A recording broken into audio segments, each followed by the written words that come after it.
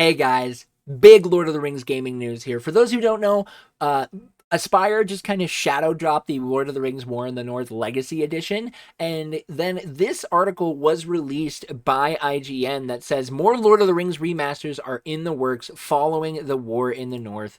Re-release confirms Aspire. Aspire has plans to re-release more Lord of the Rings games following its shadow drop of War in the North on other platforms. In a press release, Aspire planted a small tease for the future of the Lord of the Rings franchise in gaming.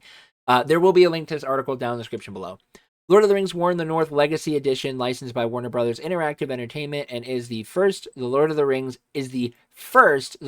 title released by Aspire, reads the press release. Fans can look forward to even more classic releases by Aspire from the beloved franchise in the future. The last part is the most notable bit, as it confirms we will be seeing more classic releases, more re-releases of classic Lord of the Rings games in the future. It's unclear what may follow, but there are a few possibilities. So, again, this is one of those things that if you would have told me in the year of our Lord 2026, not only did we see a re-release of War in the North, but there's a possibility that we're actually so back. I'm blown away. I'm shook. I'm flabbergasted. I'm dumbfounded. We've never been so back in Lord of the Rings gaming. There are opportunities now for we could potentially get games like The Two Towers coming back onto a modern console. Return of the King could show up on a modern console. The Third Age could show up on a modern console. There are so many areas within Lord of the Rings gaming that are coming back that I just don't know what to do with myself. I'm completely dumbfounded by even thinking about this. The thought process about these is so cool to think about because I have a whole other video on this and I'll link that down in the description below.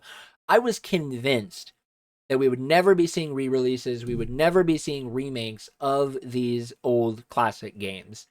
And because they were all in just licensing hell from EA and New Line Cinema and all that kind of stuff, but Warner Brothers somehow worked some magic. Now, what all games we're going to be seeing as a re-release, I don't fully know.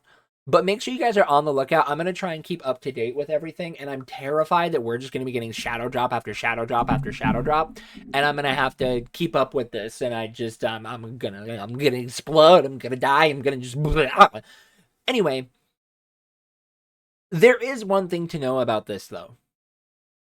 This does make me very nervous as well. Aspire. They have made a ton of different ports, from the Battlefront Classic Collection to the re-releasing of the original Tomb Raider games, as well as now War in the North Legacy Edition.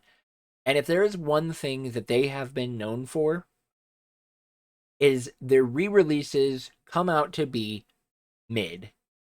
Their re-releases really tend to struggle. Battlefront Classic Collection, the online multiplayer that was hyped up for the entire thing, has some of the worst netcode in history. You can get shot behind walls, you can shoot people like 6 times before anything ever recognizes, and there's a ton of issues. Like, my Classic Collection crashes on one level every single time, and there's nothing I can do to fix that. So that's a huge problem.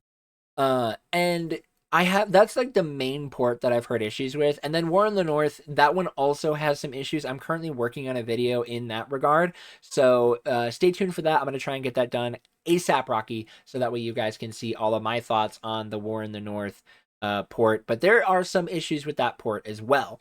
There's some things with Aspire's ports that genuinely make me nervous, and I'm worried that for some people who maybe didn't get a chance to experience some of these games, like The Return of the King, like Conquest, all of those kinds of stuff, that if they get remastered and they get re-released, that they're gonna be such janky ports that it's going to make people think that the original games themselves are not good.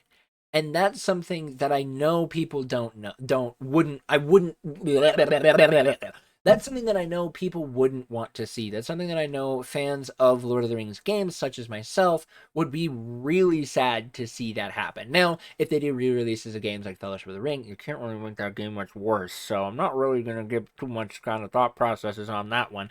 Anyways,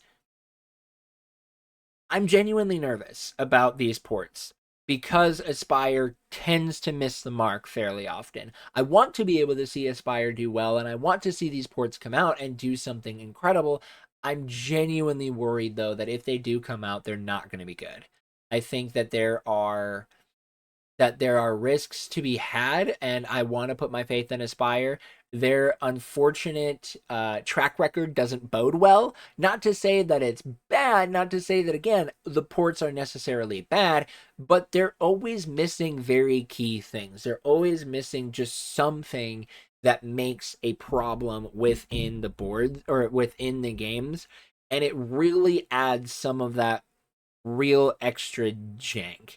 So I'm excited. I want to be excited for what's going to happen. I'm excited to see Lord of the Rings games coming back on modern consoles. I genuinely think that this was something that has been needed. I had a whole other video on this on Return of the King, that it needed a modern port release versus a full remake.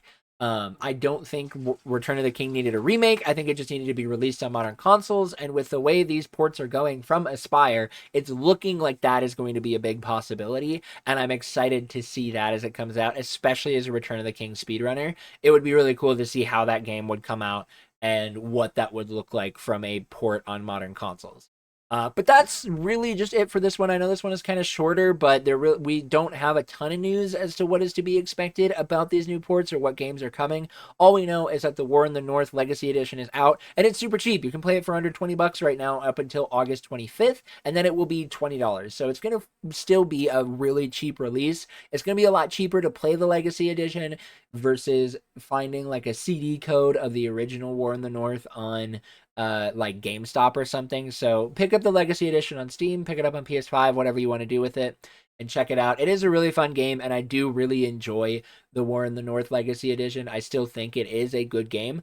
I would just definitely recommend that if you are playing, grab a couple friends, hop online. If you need to, buy the game for them and check it out. But anyways, that's going to do it for this video, guys. Thank you guys so much for watching. As always, I do want to give a huge shout out to all of my Ko-Fi supporters. You guys are the ones that help to make this channel possible. If you would like to financially support the channel, the best way to do so is going to be through Ko-Fi down in the description below.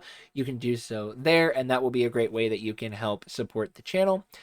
Always, guys, to make sure you like and subscribe, leave a comment. All of that stuff does genuinely help out the channel. I am trying to really make a push for YouTube Partner, as I'm getting really close, and February they're going to be changing a lot of the partner requirements, so I want to try and hit the old requirements before the new ones kick in. So please, guys, do support the channel. It truly, truly, truly does help me out.